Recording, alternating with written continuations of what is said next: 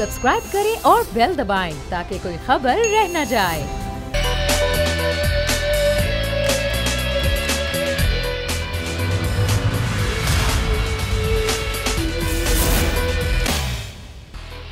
बिस्मिल्लाहिर्रहमानिर्रहीम, अस्सलामुअलैकुम। प्रोग्राम में मैं सुमैया रिजवान आपको वेलकम कहती हूँ। नाज़रीन, आज पीटीएम का एक और इजलास हुआ और मौलाना फजल रहमान ये कहते हैं कि फैसले तो कल हो चुके थे। आज मैंने बिलावल भुट्टो और मरियम नवाज को ज़ोराना दिया और आज हमने सिर्फ ऐलान किया है कि फ़ैसले क्या हैं। फ़ैसले इस तरह से जो फ़िलहाल बताया गया है, मौलाना फजल रहमान ने कहा कि हमारी कोशिश है जो सेनेट का इलेक्टोरल कॉलेज है उसको तोड़ा जाए, वो जद्दोजहद का हमारी आगाज़ होगा। और ये भी उन्होंने कहा कि पहिया जाम कब करना है और इस्तीफ़े कब देने हैं, ये भी हम बताएंगे और इसका फ़ैसला भी कर लिया गया है। लेकिन एक्चुअली इस मीटिंग में किस नुक्ते पर इत्तेफाक हुआ और अपोजिशन आगे करने क्या जा रही है, अगर मैं ये कहूँ कि पीडीएम की क़यादत आगे क्या करने जा रही है, इसी बात करेंगे। सबसे पहले मैं एक तफसीलात ले लूँ, फिर डिस्कशन पर आती हूँ। सिद्दीक साजिद हमारे नुमाइंदे हमारे साथ हैं। सिद्दीक, सुबह से अपडेट करें, बड़ी लंबी ये मीटिंग चली, ये नशिस्त हुई, किसी एक नुक्ते पर इत्तेफाक तो फिलहाल हमें नज़र नहीं आया।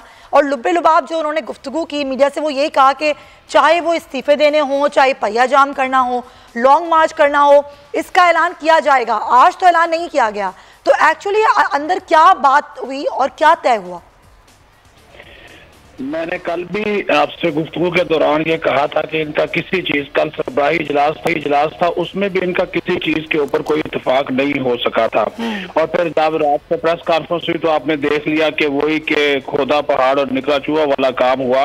और इस्तीफे भी अगर देने हैं तो वो किसको देने जी? पार्टी की आदत को इस्तीफे दे रहे। उनकी कोई आईनी और कानूनी हैसियत नहीं होती जब तक वो स्पीकर के पास न चले, फिर उनकी मंजूरी का एक लंबा चौड़ा प्रोसेस है। तो ये आज चूंकि कल मरियम नवाज बड़ी गुस्से में निकली थी और फिर मौलाना फजल रहमान जमातों यानी कि मुस्लिम लीग नून की मरियम नवाज और बिलावल भुट्टो जरदारी उनको खाने पे बुलाया। बाकी पीडीएम की जमातों के जो सरबराहान थे, हालांकि वो इस्लामाबाद में मौजूद थे, किसी और को दावत नहीं दी, क्योंकि वो मौलाना फजल रहमान को भी पता है कि यही दोनों जमातें हैं वो जो ज्यादा बैटर कर रही है, दोनों के दरमियान ही इख्तलाफ है। इख्तलाफ आज भी खत्म नहीं हो सका। इस बात के इस चीज के ऊपर इत्तेफाक है। वो ऑलरेडी अनाउंस कर चुके कि 13 दिसंबर का जलसा लाहौर में होगा, मीनार पाकिस्तान पे होगा। इस चीज के ऊपर इत्तेफाक है। इस्तीफों के मामले को अब देखिए, एक इन्होंने प्लेटफॉर्म बनाया पीडीएम। आज बिलावल भुट्टो जरदारी कहता है कि हम इस्तीफों के मामले के ऊपर अपनी सेंट्रल एग्जीक्यूटिव कमेटी का इजलास बुलाएंगे और उसमें जो है फिर हम फैसला करेंगे। यानी कि अब ये बात को और लटका रहे हैं। कल भी मैंने आपके प्रोग्राम में ये बात की थी कि पीपल्स पार्टी एक ही बात बार बार कह रही है कि इस्तीफों का जो ऑप्शन है उसको सबसे आखिर पे रखा जाए। उसकी मेन वजह क्या है? सिंध हुकूमत। ये सिंध हुकूमत देने के लिए किसी तौर पर भी तैयार नहीं है। मरियम नवाज का आज भी यही मौक़िफ़ था। उन्होंने कहा कि इस्तीफे, लॉन्ग मार्च, हड़ताल, पहिया जाम हड़ताल, ये सारी चीजें साथ साथ चलें ताकि हुकूमत के ऊपर जो है वो दबाव। लेकिन अगर पीपल्स पार्टी एक पेज पर नहीं आती है, ज़ाहिर जो बात बिलावल भुट्टो कह रहे हैं, ज़ाहिर मरियम नवाज नहीं कह रही, मौलाना फजल रहमान नहीं कह रहे, तो सिद्दीक फिर ये ऐलान क्या 13 को भी होता नजर आता है आपको? 13 को भी इस चीज का जो ऐलान है वो यही ज्यादा से ज्यादा ऐलान करेंगे, हम इस्तीफे दे रहे हैं और 31 दिसंबर तक जो वो इस्तीफे जमा करवा दिए जाएंगे। ये इससे बड़ा कोई ऐलान जो है वो नहीं होगा। वो ऐलान तो कल भी हो गया, पार्टी की आदत के पास जमा करवा रहे हैं। अब देखिए, अगर इनके इख्तलाफात ना होते तो मौलाना फजल रहमान 4 घंटे इनको ना लेकर बैठे रहते। खाना खाना भी अच्छा इनको खिला दिया। इसके बावजूद जो है वो दोनों को इत्तेफाक ये हुआ, एक सुन लीजिए, इत्तेफाक ये हुआ कि मजीद मुलाकातें करनी है, मजीद पीपल्स पार्टी के तहफ़्फ़ुज़ात जो है वो दूर करनी है, मजीद बुरा हुआ है। अब ये जो आसिफ जरदारी साहब की जो गेम है ना, मैंने कल भी कहा था कि आसिफ जरदारी साहब ने इन सब को जो है वो है मफाहमत के बादशाह। तो वो भाई अपनी वो कैसे जाने देंगे सिंध की जो हुकूमत है। ठीक है, यानी कि आप ये खबर दे रहे हैं कि फिलहाल पीपल्स पार्टी अभी इस फैसले पर राजी नहीं है। सिद्दीक साजिद, बहुत शुक्रिया। आप ज़ाहिर अंदरूनी कहानी बता रहे थे कि आज जो मीटिंग हुई है कई घंटे, उसमें क्या गुफ्तगू हुई, क्या बात तय हुई, क्या नहीं हुई। अब ज़रा इस पर डिस्कशन करते हैं। मुझे उससे ज्वाइन कर रहे हैं एडिटर इन चीफ हैं, सीनियर सहाफ़ी तज़कियाकार नज़ीर लगारी साहब। लगारी साहब, बहुत शुक्रिया। अब ये मीटिंग्स हो रही हैं, इजलास बार बार बुलाए जा रहे हैं, नतीजा खेज नहीं हो रहा कोई भी इजलास। आज भी अगर हम देखें तो जहाँ तक इस्तीफ़ों की बात है, 2-4 MPAs MNAs ने अपनी क़यादत को इस्तीफ़े ज़रूर भिजवाए, स्पीकर के पास अभी भी कोई इस्तीफ़ा नहीं आया। क्या लग क्या रहा है आपको लगारी साहब कि 13 के बाद सूरत हाल कुछ मुख्तलिफ होगी या फिर यही सूरत हाल रहेगी? देखें, इस्तीफों का ऑप्शन वैसे भी आखिरी ऑप्शन हो सकता है, लेकिन दो चीज़ें हैं। एक तो ये कि मार्च में इलेक्शन होने सेनेट के, उससे पहले इस्तीफ़े का प्रोसेस अगर हो जाता है तो इसका मतलब है कि एक क्राइसिस की तरफ हम चले गए हैं। लेकिन उससे पहले इनके पास जनवरी और फरवरी के महीने और मार्च के भी इब्तदाई दिन हैं, तो उस मौके पर ये टेम्पो बनाएंगे। और टेम्पो बनाने के लिए ये अभी जलसे हो गए, जलसों के बाद रैलियाँ होंगी, रैलियों के बाद प्रोटेस्ट होगा, शटर डाउन होगा, उसके बाद ये आगे बढ़ेंगे, ये फिर उसकी तरफ जाएंगे टोटल बंद करने के लिए, और फिर हड़तालों की तरफ जाएंगे, फिर प्रोटेस्ट की तरफ जाएंगे, एहतजाज की तरफ जाएंगे। ये प्रोसेस होगा और इस्तीफों का ऑप्शन आखिर में इस्तेमाल होगा। लेकिन वो इसके सेनेट के इलेक्शन से पहले इस ऑप्शन को इस्तेमाल करने के बारे में ज़रूर फैसला होगा। मैं ये समझता हूँ कि अगर पार्लियामेंट पूरा नहीं होगा, अगर वो तमाम ऐवान पूरे नहीं होंगे जिनका होना लाजमी है, तो सेनेट के इलेक्शन नहीं हो सकेंगे। अगर कौमी असम्बली के आधे अरकान इस्तीफे दे चुके हों तो सेनेट के इलेक्शन कैसे होंगे? यानी कि आप ये कह रहे हैं कि असल प्रेशर जो बनेगा वो सेनेट के इलेक्शन से पहले बनेगा।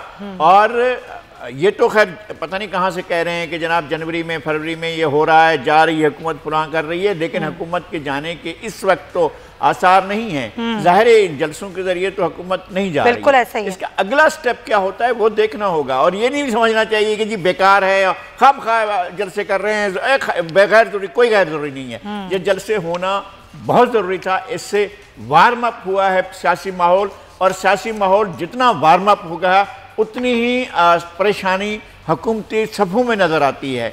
हुकूमती सफ़ों के अंदर जो परेशानी है, और वज़ीर आज़म का जो खुद परेशान होना है वो साफ ज़ाहिर है। उन्होंने और काम छोड़ रखे हैं। भाई वो खुद कह रही है, अदालत कह रही है कि हुकूमत उस तरफ जा ही नहीं रही है जहाँ कोरोना को ख़त्म किया जा सके, तो इससे बड़ी बात क्या हो सकती है? चले, आप ये कह रहे हैं कि हुकूमती सफ़ों में परेशानी नज़र आना शुरू हो गई है, पॉइंट लेकिन अजील पाकिस्तान पीपल्स पार्टी का ज़ाहिर बड़ा आम मौक़िफ़ है इस पर। और अभी जिस तरह सिद्दीक साजिद हमें बता रहे थे, तो हसन मुतला साहब हमारे साथ हैं, उनसे बात करते हैं। हसन साहब ज़रा मुझे ये बता दीजिए, कुछ खबरें ये गर्दिश कर रही हैं कि आप भी अपना इस्तीफ़ा दे चुके हैं। वो मेरे पास है। अच्छा जी हसन साहब, हसन साहब की आवाज़ मुझे नहीं आ रही। जी बिल्कुल जी, मैं अपना इस्तीफा दे चुका हूँ। अच्छा। और मेरा इस्तीफा क़यादत तक पहुँच चुका है। और पाकिस्तान पीपल्स पार्टी का मैं समझता हूँ जी कि कोई भी MPA या कोई भी MNA जो है वो चेयरमैन बिलावल भुट्टो के हुक्म से और उससे वो इनकारी नहीं है। वो मुकम्मल हम सारे उनकी क़यादत पर भरपूर एतमाद का इजहार करते हैं। और मैं समझता हूँ कि इन हालात में बिलावल भुट्टो ही मासेस की आवाज़ हैं, और हम उनके साथ हैं, उनकी जमहूरी जद्दोजहद में उनके साथ हैं। और तो हसन साहब, ये इस्तीफे पंजाब असम्बली और कौमी असम्बली के अलावा सिंध असम्बली से भी दिए जाएंगे? जी ये तो अब पार्टी का अपना है जी। हमने तो जब ये पता चला कि हमारी पार्टी हमारे इस्तीफे चाहती है तो हमने उन्हें भेज दिए जी इस्तीफे के। वो जिस वक्त चाहे वो स्पीकर को भेज सकते हैं, और हम अपनी क़यादत पे एतमाद का इजहार करते हैं जी। लेकिन अभी आज जो गुफ्तगू बिलावल भुट्टो ने कही, उन्होंने कहा कि अभी हम ये फैसला करेंगे, हमारी अपनी जो कमेटी है उसका इजलास बुलाया जाएगा और फिर हम अतमी फैसला करेंगे कि हमें इस्तीफे देने हैं, क्या करना है। क्योंकि ज़ाहिर जब तक ये इस्तीफे स्पीकर के पास जमा नहीं होंगे तो जब तक ज़ाहिर इनका कोई फ़ायदा नहीं है। तो अगर ये फैसला कमेटी ने करना है तो फिर PDM के इजलास का क्या फ़ायदा? देखें जी, पीपल्स पार्टी एक सियासी जमात है और उसकी एग्जेक्टिव भी मौजूद है, उसकी सेंट्रल एग्जेक्टिव भी मौजूद है। तो उसकी जो कोर कमेटी है, ज़ाहिरी बात है वो चीज़ें वहाँ डिसाइड करके ही PDM में वो बात करते हैं ना। तो ये तो PDM हर सारी जमातें इसी तरह ही करती हैं, उनका एक तरीक़ाकार है। उसके बाद हम पाबंद तो PDM के प्लेटफॉर्म के हैं ना जी। हमारी क़यादत जब जो डिसाइड करके आएगी, हाँ, उस पर वही फैसला होगा। तो हसन साहब, असल जो प्रेशर है वो कब मुकम्मल तौर पर हुकूमत बनाया जाएगा? सेनेट के इलेक्शन से पहले, या फिर ये सूरत हाल 13 दिसंबर के बाद ही बनना शुरू हो जाएगी? देखें जी, जहां तक तल्लुक इस्तीफों का है, हम इस्तीफा लेने निकले हैं। हाँ, ये तो आपने पहले ही बात कही थी, लेकिन आपने अपना इस्तीफा तो दे दिया ना हसन साहब। जी जी, मैंने अपनी पार्टी को दिया है ना जी। मेरी पार्टी जिस वक्त चाहे इस इस्तीफा लेने के सफर में जगह भी हमें जरूरत पड़ी, हम ये ऑप्शन भी इस्तेमाल कर सकते हैं। हाँ, वो तो आपकी बात ठीक है कि वो इस्तीफा जो लिखा है वो स्पीकर के नाम पर लिखा है, कुछ लोग चेयरमैन के नाम पर लिख रहे हैं। आपका इस्तीफा हमारे सामने है, तो वो जमा भी करवा दिया स्पीकर को या नहीं? वो आपने स्पीकर पंजाब असेंबली को लिखा है और आपने अपने चेयरमैन को पोस्ट किया है, लेकिन सोशल मीडिया पर तो अगर यही इस्तीफा स्पीकर के हाथ लग गया तो फिर वो क्या कहेंगे जी? शायद आपको तलब कर लेंगे, जी बताएं आपने ये इस्तीफा दिया है कि नहीं दिया है? नहीं, मेरा इस्तीफा जो है मेरे चेयरमैन ने ही देना है और मैंने स्पीकर को ही एड्रेस करना था। मैंने उसमें चेयरमैन को एड्रेस करना था। मेरा इस्तीफे का तो फायदा ही तब है ना जब मैं चेयरमैन को अपना इस्तीफा स्पीकर वाला लिख के दूं, ताकि वो जिस टाइम दिल के चाहे जमा करवा दे। ठीक है, पॉइंट टेकन। लगाई साहब देखें, ये चीज तो है ना कि अगर एक प्रेशर बनाने की कोशिश की जा रही है, एटलीस्ट वो तासुर तो खत्म हो गया कि पीपल्स पार्टी इस्तीफे नहीं देगी। पीपल्स पार्टी के एमपीएस एमएनए देना शुरू करते हैं, क़यादत को ही देना शुरू करते हैं, तो ये तासुर तो खत्म होगा ना कि पीपल्स पार्टी इस पेज पर नहीं है कि इस्तीफे देने चाहिए। वो तो दर्जन भर लोगों के तो नाम मेरे पास हैं। आगा रफीउल्लाह ने इस्तीफा दे दिया, शाहिदा रहमानी साहबा ने इस्तीफा दे दिया, बिल्कुल। ये जनाब हसन मुर्तज़ा साहब का इस्तीफा वो मौजूद है, वो भी हमने देख लिया है। अली हैदर गिलानी का इस्तीफा जो है वो हमारे सामने, वो हमने देख लिया है। तो ये इस्तीफे तो हमारे सामने मौजूद हैं और बहुत से और लोगों ने भी इस्तीफे दिए हैं। और इस्तीफे बाज़ लोगों ने चेयरमैन को एड्रेस किया, अपनी पार्टी के चेयरमैन को, बाज़ लोगों ने जो है वो बल्कि हसन मुर्तज़ा साहब ने जो है वो प्रॉपरली किया है। लीडर ऑफ अपोजिशन, लीडर अपनी पार्टी के पार्लिमानी लीडर हैं और इन्होंने इस्तीफा दिया है, तो इसका मतलब है कि इनकी पार्लिमानी पार्टी तो जाहिर है इन्हीं के फैसले के मुताबिक अपने इस्तीफे जमा कराएगी। अब देखना ये है कि ये एक इस्तीफे आना शुरू हो गए हैं। ये ऑप्शन मौजूद है कि सेनेट के इलेक्शन के जाने से पहले अपोजिशन को अगर ज़रूरत पड़े, उससे पहले खेल को दूसरी शक्ल अख्तियार कर सकता है। ये समझा जाए कि जनाब कुछ भी नहीं होगा, ये सब बातें हैं, टाइम फिश हो जाएगा, तो टाइम फिश नहीं होने जा रहा है। यानी कि हुकूमत किस तरह जाती हुई दिखाई देती है आपको? मैं ये कह रहा हूँ कि हुकूमत के लिए बहुत मुश्किल दिन है, पाकिस्तान के जो मुक़तदरा है उसके लिए बड़े मुश्किल दिन है, एस्टैब्लिशमेंट के लिए बहुत मुश्किल दिन है, इसलिए कि ये हुकूमत इनसे चल नहीं पा रही है और हुकूमत के लिए बड़े मसाइल खड़े हुए हैं। तनहा हो गए हैं, पाकिस्तान दुनिया के सारे गेम से आउट हो चुका है, उसको कहीं कंसीडर ही नहीं किया जा रहा है। ऐसे हालात में आप दुनिया के अंदर अगर आपको माना ही ना जा रहा हो और कोई मुल्क आपको कंसीडर न कर रहा हो, एक करारदाद पर आप जो है वो खुश हो रहे हो और उसी पर खड़े हो कि जनाब उसमें OIC ने हमारी बात मान ली और एक करारदाद पेश की, तो OIC ने मान ली, तो फिर उन ममालिक से कहें ना कि अपनी इन्वेस्टमेंट ख़त्म करें कश्मीर में।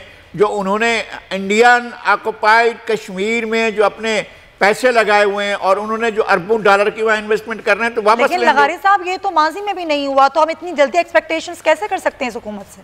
नहीं हुई है, माजी में उन हुकूमतों ने अपनी अफवाज भिजवाई हैं, बाकायदा हुआ है, सरकारों ने फौज भेज दी थी। आपकी चीन मदद के लिए आ गया था और मिलिट्री की मदद से आ गया था।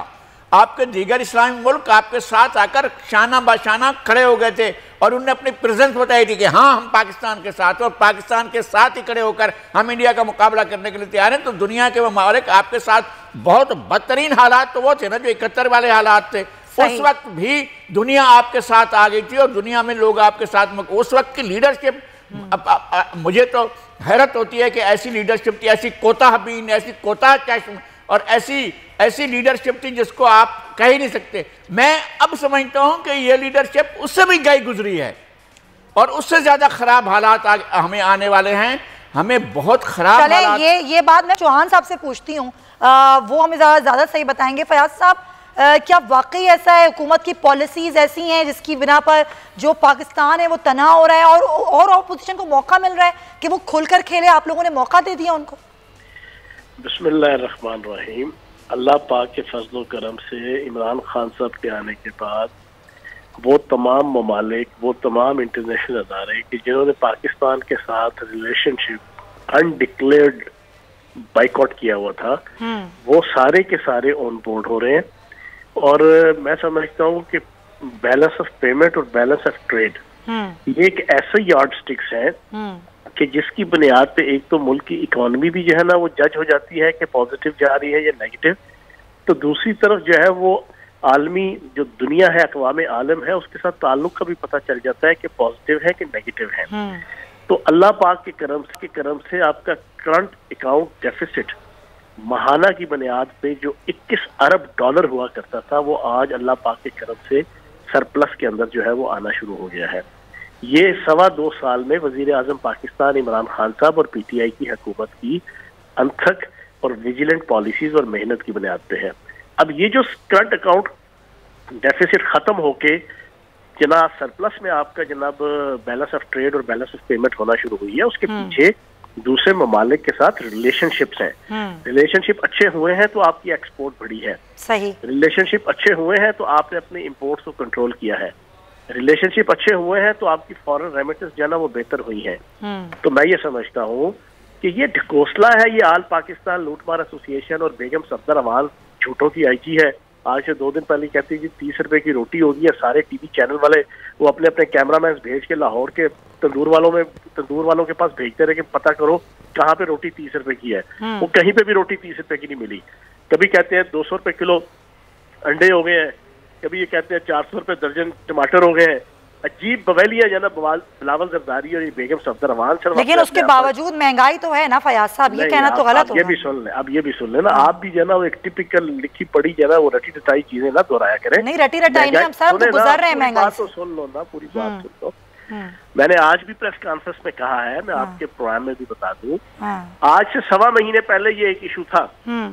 1.25 महीना हो गया है, आपकी गंदम की कीमत, आपकी चीनी की कीमत बिल्कुल स्टेबल, और जितनी आपकी सब्जियां और आपके फल हैं तमाम की कीमत नॉर्मल जनाब आपको मार्केट के अंदर मिल रही है। अच्छा। और ये हमने फौरी तौर पे वजीर आजम पाकिस्तान इमरान खान साहब ने और वजीर आला पंजाब सरदार उस्मान सरदार साहब ने बड़ी अच्छी पॉलिसीज अडॉप्ट करके उस माफिया को, कि जिस माफिया के पीछे यही आल पाकिस्तान लूटमार एसोसिएशन थी, अच्छा, यही जो है वो सपोर्ट करते थे। अच्छा। चीजें कीमतें बढ़े, महंगाई आए, जखीरा अंदोजी करे, लेकिन चीजें सारी कंट्रोल्ड है। तो महंगाई आपका इशू नहीं है, पिछले 1 महीने से महंगाई इशू नहीं है। और धांधली के हवाले से मैंने आज प्रेस कॉन्फ्रेंस करके बड़ी डिटेल से फैक्ट एंड फिगर्स में बताया 2013-2018 के इलेक्शन का डिफरेंस। बुनियादी सिर्फ इनको कहते हैं ना, तेरा गम मेरा गम एक जैसा सनम, हम दोनों की एक कहानी है। इनका गम एहतसाब का है और कहानी करप्शन की है इंसानों की, बस वो चीजें मुश्तरक हैं और ये इकट्ठे होके जो है ना वो। चलें फयाज साहब, अगर आप कहते हैं ना तो मैं मान लेती हूँ कि महंगाई नहीं है, लेकिन जो शरह है पाकिस्तान में वो 11% है, वो 11% है। इंडिया में ये शरह 3% है। उसके बावजूद अगर आप कहते हैं तो मैं मान लेती हूँ। मैं आपको ये बता रहा हूँ कि अब चीनी आपकी 115 से 75 पे लाना, ये इसको अप्रिशिएट करना चाहिए ना आपको। अच्छा। कहाँ आज से 2 महीने पहले जो है ना, 3 महीने पहले 115 तक जो है ना तुम तमाम लूटमार एसोसिएशन की जनाब आशीर्वाद से जना ये चीनी हो गई थी। आप कह रहे हैं ये हुआ है ऑपोजिशन की वजह से, और ऑपोजिशन फिर भी जलसे कर रही है, एहतजाज कर रही है, और ये भी खबरें हैं। ऑपोजिशन तो गोएबल्स की जनाब सियासत की अलमबरदार है ना, मैकावली की सियासत की, चाणक्य की सियासत की। अच्छा। इतना झूठ बोलो, काला पीला नीला झूठ बोलो, ये चीजें सच लगना शुरू हो जाए। आपका ना 30 रुपए की रोटी, आप भी जरा निकल के बाहर कराची की अगर ये लोग इतना झूठ बोल रहे हैं तो जो करना चाह रहे हैं उनको करने दें। ये मीनार पाकिस्तान में पानी किसने भर दिया? वो तो PHA वाले रेगुलर जो है वो जितने बाग होते हैं, जितने पार्क होते हैं, उनकी जो ग्रीनरी है उसको रिन्यू करने के लिए, तरोताजा रखने के लिए घास को वो पानी लगाते हैं। आज बड़े दिनों बाद, तो 15-20 दिनों बाद बारिश हुई है, वो भी हल्की हल्की लाहौर के अंदर, बारिशें नहीं हो रही थी, तो वो तो PHA वालों ने पानी का कुछ तरोंका किया है, तो इसको आप हमारे खाते में डालना शुरू हो गया। ठीक है, बहुत शुक्रिया आपका फयाजुल हसन चौहान साहब गुफ्तगू करते। हसन साहब, ये सारी मैं ख्याल में जवाबात उन्होंने दिए हैं, और वो मैं सवाल में आपसे करती ही तो मैंने पहले सोचा कि मैं पंजाब हुकूमत से सवाल करूं कि मीनार पाकिस्तान में ये पानी कैसे आ गया, तो उन्होंने कहा ये तो पानी दिया जा रहा है, जैसे पौधों को पानी दिया जाता है। ये चौहान साहब मौजूद हैं जी? नहीं जी, वो जा चुके हैं। नहीं, ज्यादती है ना जी, हमें सारी तकरीर आप सुनवा देते हैं और उनको आपने भेज दिया है। अच्छा, वो सुन रहे हैं, फिर भी आपकी बात सुन रहे हैं, आप अपनी बात करें, आप बात करें, उनको पहुंच जाएगी आपकी बात। चलें जी, पहुंचा दीजिएगा। चौहान साहब जी, जिस दिन से इनकी वजारतें बदली है ना, ये इनका दिमागी तवाज़ुन ठीक नहीं रह गया।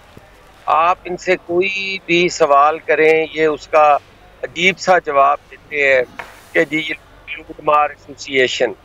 अब इनसे कोई पूछे भाई ये जो 5 बच्चे ये इसी हफ्ते में एक बाप ने नहर में फेंक के डबो के मार दिए हैं, उसमें अपोजिशन का क्या किरदार है भाई? और वो वहाँ खड़ा होके कह रहा था कि मेरे से इनकी पूरी नहीं हो रही, लिहाजा इनको साथ नहीं रख सकता। उसने 5 बच्चे मार दिए। ये कल जो पेशाब के अंदर ऑक्सीजन खत्म हो जाने की वजह से खैबर टीचिंग हॉस्पिटल में लोग मरे हैं, वो क्या अपोजिशन ने मारे हैं या वो ऑक्सीजन अपोजिशन ने खत्म की थी? क्या उसमें वो बरकी का जो अमेरिका में बैठ के इमरान खान का कजन पूरा सूबा जो है वो चला रहा है, क्या वो उसकी नेग्लिजेंस और उसकी नाअहली और उसकी करप्शन और लूटमार की वजह से नहीं मरे? अब बिम्स और बाकी इदारे भी उसी को देने की तैयारी की जा रही है। क्या ये भी अपोजिशन कर रही है? अकरबा परवरी की मिसालें कायम कर दी हैं क्या को? तो इस बात पे मैं कहता हूँ डूब के मर जाना चाहिए कि उन्होंने उन पर गैर मुंतखब खातून को यहाँ का तर्जमान बना दिया गया है, और इस पे भी उनको कोई नहीं आता कि मेरी कारकर्दगी अगर कोई बड़ी अच्छी होती और मैं कोई बड़ा ही एक्सपीरियंस वाला और बड़ा ही बोलने वाला और लोग मेरी बात को सुनते होते तो मुझे क्यों बदला जाता? ये चीज़ें उनको नज़र नहीं आ रही। क्या कभी भी किसी पॉलिटिकल वर्कर को कुरान पाक खोलकर और अपनी क़यादत के सामने और सोशल मीडिया पे उस वीडियो को वायरल करने की ज़रूरत महसूस होती है कि वो अपनी उनको यकीन दिलवाने के लिए कि मैं बड़ा लॉयल हूँ उनके साथ और फलां आदमी जो है वो आप ये कह रहे हैं कि ये आप चलें ये तो जाती बात है, लेकिन ये सूरत हाल जो बन रही है उस सूरत हाल में अब ज़ाहिर अपोजिशन को तय उस तरफ ज़रूर करना होगा ना कि आगे उसने मजीद प्रेशर हुकूमत पर कैसे बनाना है, सिर्फ गलतियों की निशानदही करके, बल्कि अपनी जो पॉलिसीज़ हैं, अपनी जो हिकमत अमली है उसको वाज़ेह करके। हसन साहब बहुत शुक्रिया आपका। नाज़रीन ब्रेक शामिल करेंगे, प्रोग्राम में वापस आएंगे तो कोरोना वायरस की सूरत हाल पर बात करेंगे। मुल्क भर में इस वक्त कहाँ खड़ा है पाकिस्तान कोरोना को लेकर, इस ब्रेक के बाद।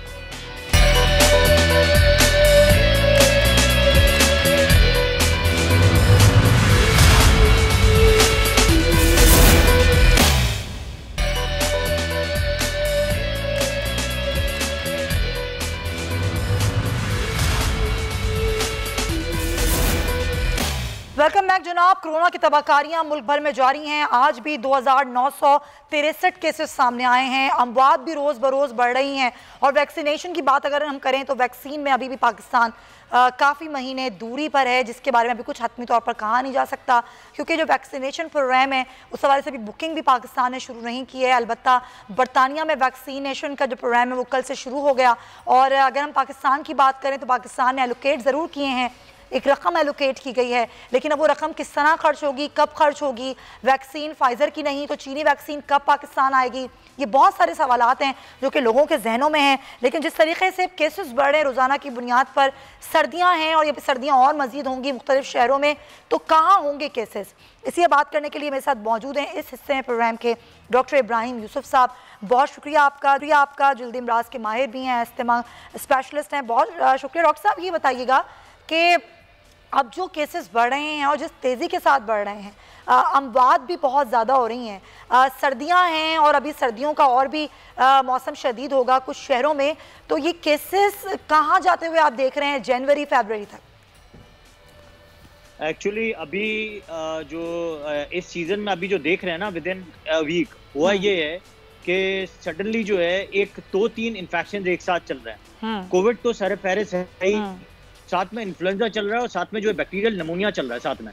जो हमने बहुत सारे पेशेंट देखे हैं उसकी कंपैरिजन ये कर रहे हैं कि कंपैरिजन में ये देखा जा रहा है कि जो लैब टेस्ट आ रहे हैं या एक्सरेज कराए जा रहे हैं, इसमें जो बैक्टीरियल इन्फेक्शन का ज़्यादा जोर पकड़ गया है due to because of the infection, जो आपस में इन्फेक्शन लग भी रहा है। अच्छा, कंफ्यूजन बहुत सारी हो रही है हम लोगों को कि जो सीज़न जो ख़राब हो रहा है, ठंड आ रही है, खुश्क हवा चल रही है, तो इसमें अस्थमा भी अस्थमा एलर्जीज के साथ जो कफ हो रही है उस पर भी हम कंफ्यूज हो रहे हैं कि सडनली जो है या तो ये कोविड की कफ है या ये अस्थमा की कफ है। लेकिन कई दफा वीजिंग नहीं आ रही होती तो हम ये चेंज कर लेते हैं कि नहीं ये हो सकता है कोविड है। अब कोविड का जब टेस्ट कराते हैं तो कोविड के टेस्ट में कोविड नेगेटिव आ रहा होता है और कई दफा जो है कोविड पॉजिटिव आ जाता है। तो वी आर वेरी मच, जितने भी हम फिजिशियंस हैं बहुत ज्यादा कंफ्यूजन का शिकार हुए हुए हैं कि हम जो ट्रीटमेंट जो है उसकी लाइन कैसे रखें। क्योंकि एक हफ्ते पहले जो एक्सरे किए जाते हैं तो 4 दिन बाद एक्सरे बिल्कुल चेंज हो जाता है। फिर जो ट्रीटमेंट ऑफ एक्शन जिस तरह लीक की जाती है वो सडनली जो है इन्फेक्शन की वजह से जो है वो ट्रीटमेंट लाइन चेंज करनी पड़ जाती है। तो एक तो कंफ्यूजन बहुत सारी है। डॉक्टर साहब एक चीज और है, कंफ्यूजन तो अपनी जगह, लेकिन इस सेकंड वेव में जो कंडीशन है वो हम देख रहे हैं क्रिटिकल हो रही है कोरोना पेशेंट की। पहले तो ये था कि एसिम्प्टोमेटिक भी थे, उनको घर में आइसोलेट कर दिया और 14 रोज बाद वो बिल्कुल ठीक हो गया, उनका कोविड टेस्ट नेगेटिव आ गया। अब जो क्रिटिकल हो रही है कंडीशन और फिर वेंटिलेटर पर डालना पड़ रहा है लोगों को, इसकी क्या वजह है? इसकी वजह यह है कि मैंने कहा ना कि मिक्स इन्फेक्शन एक साथ चल रहे हैं। जो मैंने अभी हाल में कुछ हॉस्पिटल्स में देखा है और जो हम फिजिशियंस डिस्कस कर रहे हैं उसमें यही हो रहा है कि बहुत सारी कंफ्यूजन हो रही है क्योंकि हम जो लैब टेस्ट करवा रहे हैं उसमें कंफ्यूजन बहुत जारी है। तो इसमें यह है कि कोरोना के तो सिम्टम्स हैं ही, लेकिन साथ में जो बैक्टीरियल इन्फेक्शन इसकी वजह से वेंटिलेटर का जो है हम चांस ले जा रहे हैं और कई दफा जो इन्फेक्शन का रेशियो है वो बढ़े जा रहा है विद द ड्यू जो है वो बैक्टीरियल इन्फेक्शन ज्यादा है। 20% नो डाउट कोरोना के तो केसेस हैं ही हैं, लेकिन 20% जो इंटेंसिव केयर में पेशेंट जा रहा है, जो एचडीयू में जा रहे हैं या इंटेंसिव केयर में जा रहे हैं या कोरोना के वार्ड में जा रहे हैं, उसको वहां से कुछ इन्फेक्शंस लग के हमें जो देखा जा रहा है वहां के इन्फेक्शन दूसरे super impose infection bacterial infection लग जाता है। अच्छा। क्योंकि ड्यू टू इम्यूनिटी हमारी किसी की वीक होती है तो कोरोना में हम बाय मिस्टेकली डाल देते हैं और सडनली जो है दूसरे इन्फेक्शन के साथ वो हमारे सामने आ जाता है। अच्छा, ये भी हो रहा है, बिल्कुल ऐसे ही है और कई लोग इस चीज की शिकायत भी कर रहे हैं। लगारी साहब, एक तरफ कोरोना फैल रहा है, दूसरी तरफ सियासी एक्टिविटीज़ हो रही हैं। जब सियासी एक्टिविटीज़ होती हैं तो हम आवाम को कैसे कह सकते हैं कि वो घरों में रहें, एहतियात करें? जब सियासतदान एहतियात नहीं करेंगे तो कारकुनान कैसे करेंगे? असल मामला ये है कि सारे उसमें डॉक्टर साहब ने बड़ी अहम वजाहत की है। तो ये कि लोगों को ये मालूम होना चाहिए कि ये बैक्टीरियल भी है, वायरल भी है और ख़ुद कोविड भी है। तो इस तरह से है, असल सबसे ज़्यादा एहतियात जो है वो उन्हें ये करनी है। और मेरे ख्याल में एंटी एलर्जी चीज़ें मौजूद होती हैं, डॉक्टर प्रिस्क्राइब करते हैं और उससे जो है उसको आप केयर कर सकते हैं। अगर आपको इब्तदाई अलामात होती हैं नज़ले की, ज़ुकाम हो रहा है और आपको जो खुश्की के बाद ये जो बहुत ज़्यादा खुश्क हवा चलती है उसके बाद जो आपको बैक्टीरिया लगता है तो उसका भी उसका भी इफ़ेक्ट तकरीबन वही होता है। जब नमूनिया होगा तो ज़ाहिर है उसका इफ़ेक्ट भी जाएगा सीधा और लंग्स पर असर करेगा। लेकिन जहाँ तक कोविड के से हमें बचाव का वो है तो देखें, हुकूमत उसमें सीरियस नहीं है। हुकूमत सीरियस नहीं है, बोलो हुकूमत इज्तिमात पर, सिर्फ सियासी इज्तिमा पर हुकूमत की तवज्जो है। लेकिन लगारी साहब ये कहना गलत नहीं है, सियासतदान सीरियस नहीं है। अगर आप ये बात कहें तो ज़्यादा बेहतर होगा, चाहे वो हुकूमती हो चाहे अपोजिशन की हो, सब सियासत कर रहे हैं कोरोना पर। नहीं, मैं इस तरह कहता हूँ, एक अलग मूवमेंट चल रही है, मैं उसके ऊपर नहीं बात करता। मूवमेंट है मौजूद, मुल्क के अंदर चल रही है। अगर इस मूवमेंट के दौरान हुकूमत भी ये खेले और एक जगह पर जहाँ पर हो रही है और वहाँ पर जाकर कहे कि जी देखें ये लोग ख्याल नहीं कर रहे हैं और बाकी तमाम चीज़ों में हुकूमत लापरवाही, यही तो बात आज कोर्ट ने की है। भाई आप खुद क्या कर रहे हो?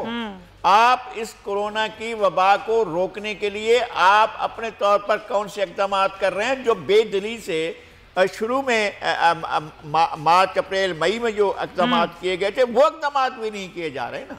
हुकूमत किसी किस्म का तो आप क्या समझते हैं अभी फिलहाल हुकूमत को क्या इक़दाम करने चाहिए? हुकूमत को फौरी तौर पर जहां लॉकडाउन ज़रूरी हो वहां लॉकडाउन की तरफ जाना चाहिए और कोई और ऑप्शन नहीं है। जहां अगर लोग एसओपी की खिलाफ वर्जी कर रहे हैं तो एसओपी की खिलाफ वर्जी पर कार्रवाई होनी चाहिए। सही।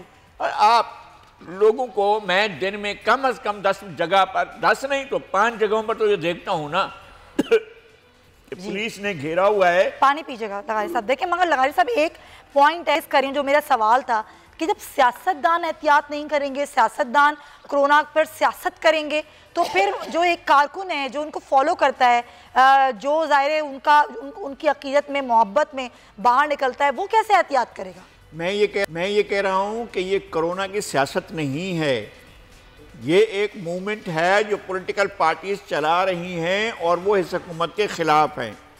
अगर सिर्फ ये एक मसला है तो फिर अपोजिशन जो एक तरफ हो जाए। हुकूमत खुद क्या कर रही है? हुकूमत कहे जनाब हमने फलां फलां फलां फलां शहरों में लॉकडाउन किया, हमने फलां जगहों पर ये किया। मैंने अभी बता रहा हूँ ना कि हम दिन में 5 मरतबा देखते हैं कि पुलिस वाले ने घेरा हुआ है बंदे को, यार तेरे पास जो है लाइट नहीं है, तेरा जो है मोटरसाइकिल ठीक नहीं है, तेरी गाड़ी को फलां मसला हो गया और उसका चालान हो रहा है। कराची में अंदाज़ा लगाएं कितने चालान होते हैं।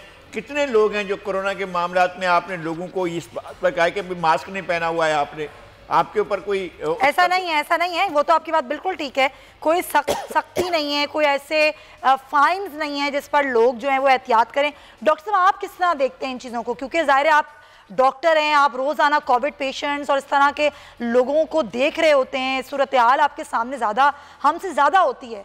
तो ये जो सियासी एक्टिविटीज़ हैं, जो चाहे वो अपोजिशन करे या हुकूमत करे, आप कैसे देखते हैं? क्या ये एक्टिविटीज़ होनी चाहिए अभी? देखें, एक्टिविटीज तो बिल्कुल नहीं होनी चाहिए, क्योंकि देखें अभी अगर आप देखा जाए तो 15 डेज के लिए अगर कंप्लीट लॉकडाउन करे, देखें पब्लिक तो कभी नहीं मानेगी और पब्लिक कभी मास्क भी नहीं पहनेगी।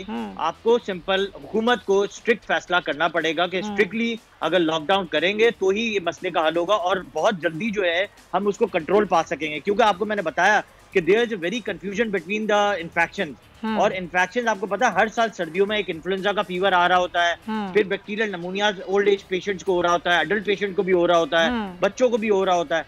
तो हमें बहुत सारी कंफ्यूजन्स हैं। अगर हम कंप्लीटली लॉकडाउन पर चले जाएं तो एक तो डॉक्टर्स और हमारे जो पैरामेडिकल स्टाफ है वो प्रॉपर तरीके से लोगों को मैनेज कर सकेगा और हमें इन्वेस्टिगेशन करने में आसानी हो जाएगी। क्योंकि हमें पता होगा कॉन्टैक्ट की हिस्ट्री नहीं है तो हमें एक कंफ्यूजन हो जाएगा कि यार ये कोविड नहीं होगा, ये हो सकता है बैक्टीरियल नमूना हो या दूसरे वायरल से नमूनिया हुआ हो।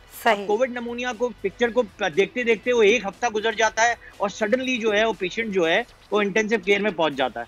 तो सोल्यूशन तो एक ही है कि अगर हुकूमत 100% लॉकडाउन करेगी 15 दिन के लिए तो आपको मैं शर्तिया बता दूं काफी हद तक केसेस में ड्रॉप आ जाएगा। क्योंकि केसेस अगर यानी कि आप इस बात की हिमायत कर रहे हैं कि लॉकडाउन होना चाहिए, मुकम्मल लॉकडाउन होना चाहिए, जो कि जाहिर है उस हुकूमत की पॉलिसी नहीं है। वजीर आज़म ऐसा नहीं चाहते कि मुकम्मल लॉकडाउन हो, वो समझते हैं कि इससे मईशत को नुकसान होगा, लेकिन डॉक्टर्स ये समझते हैं कि 15 दिन का मुकम्मल लॉकडाउन होना। ये आपका मौके पर सर ये पॉइंट, लेकिन मैं वापस आऊँगी। कुछ एलर्जीज की भी ज़ाहिर शिकायत आ रही हैं। ये वैक्सीन का तजुर्बा, कल वैक्सीन जो लगाई गई, तजुर्बा कहना गलत होगा, ये वैक्सीन लगाई गई, इसका रिएक्शन अब सामने आ रहा है। इस पर थोड़ी सी और बात करेंगे, कंक्लूड करेंगे अपने सेगमेंट को इस ब्रेक के बाद।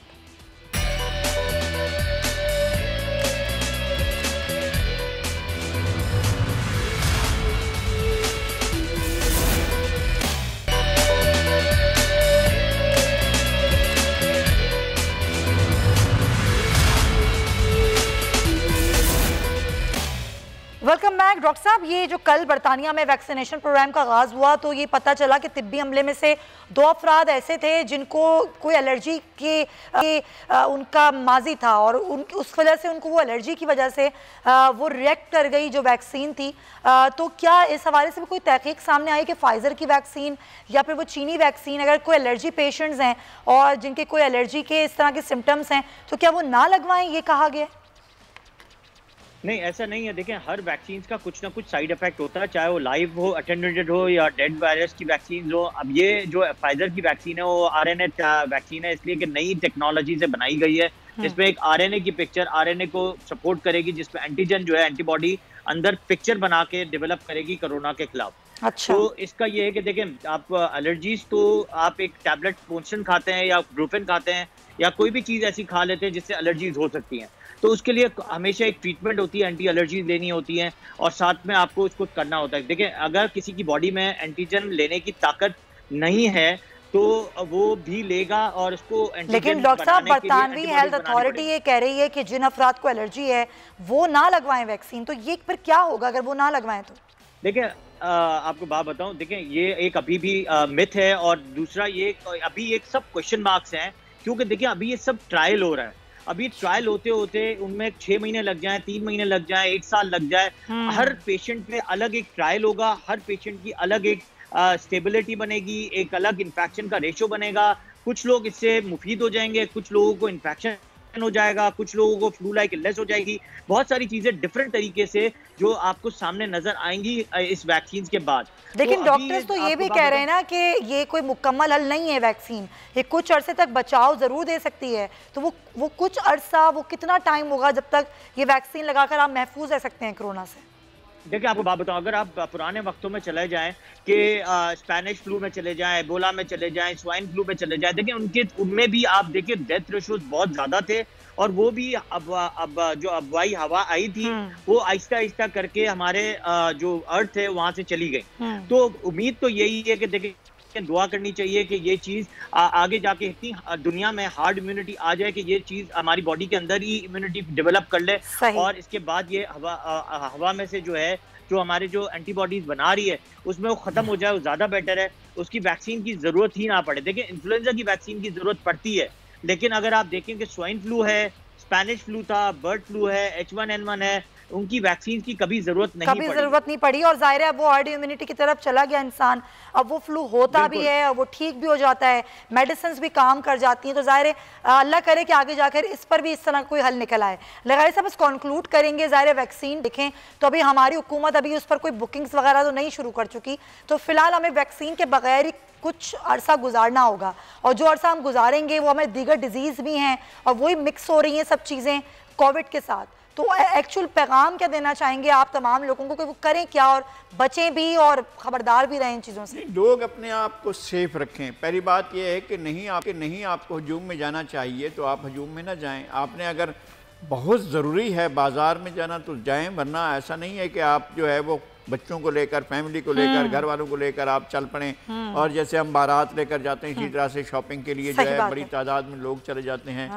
इवन जलसों में भी अगर आप समझें कि आपकी जान सेफ नहीं है तो फिर आप जलसों में ना जाएं। किसी का आपको जलसों में जाने के लिए लोग जो जाते हैं तो जाहिर है वो अपने तौर पर जानते हैं और रिस्क जो होता है मौजूद होता है, तो रिस्क के बावजूद जाते हैं। इसके अलावा खुद हुकूमत के लिए भाई आप हुकूमत हैं, आप इकदाम कर सकते हैं। ये पानी छोड़ना, फुलां करना, डायरेक्ट कहें कि जी हम लॉकडाउन की तरफ जा रहे हैं, आप नहीं, आप हम लाहौर में टोटल लॉकडाउन कर रहे हैं। अल्लाह अल्लाह खैर सलाह, आप कर लें, 1 हफ्ता कर लें, 2 हफ्ते कर लें, लॉकडाउन कर लें, उसके नतीजे देख लें, नतीजे बेहतर है तो उसको और प्रोलॉन्ग कर लें, लेकिन आप इन चीज़ों की तरफ नहीं जा रहे हैं। हुकूमत जो है उसको सबसे ज़्यादा जिम्मेदारी उसकी है कि हुकूमत इससे लोगों को भी कायल करे, और वो जो ये टेलीफोन के मैसेज जो हैं ये कोई रिजल्ट नहीं दे सकेंगे आपको। ये चला देते हैं कि जनाब हमारी फलां वजह से, हुकूमत के फलां इक़दाम से इस तरह का कुछ नहीं हुआ था। अल्लाह की मेहरबानी थी आपके ऊपर और पिछली दफ़ा आप बड़े केसेस से बच गए। अब आपके लिए लाजमी है कि जितने एहतियाती तदाबीर हैं वो ज़रूर अख्तियार करें, सबको अपनी जान के लिए और अपने बच्चों की जान के लिए, अपनी फैमिली के लिए, अपने मोहल्ले के लिए, अपने मुल्क के लिए, अपने लोगों के लिए करना होगा। आपको ये करना होगा। बहुत शुक्रिया लगाई साहब, आपके वक्त है डॉक्टर इब्राहिम साहब। नाज़रीन बस जाते जाते मैं यही कहना चाहूँगी, हुकूमती इक़दाम जो भी हों, लेकिन अपनी एक रिस्पॉन्सिबिलिटी है कोरोना को लेकर, वो रिस्पॉन्सिबिलिटी हम सब ने अदा करनी है ताकि अपने आप को भी और अपने दीगर जो अफराद हैं उनको भी आप महफूज रख सकें इस कोविड-19 से। इसी पॉइंट के साथ इंशाल्लाह आपसे कल मुलाकात होगी। अपना ख्याल रखिएगा। अल्लाह हाफ़िज़।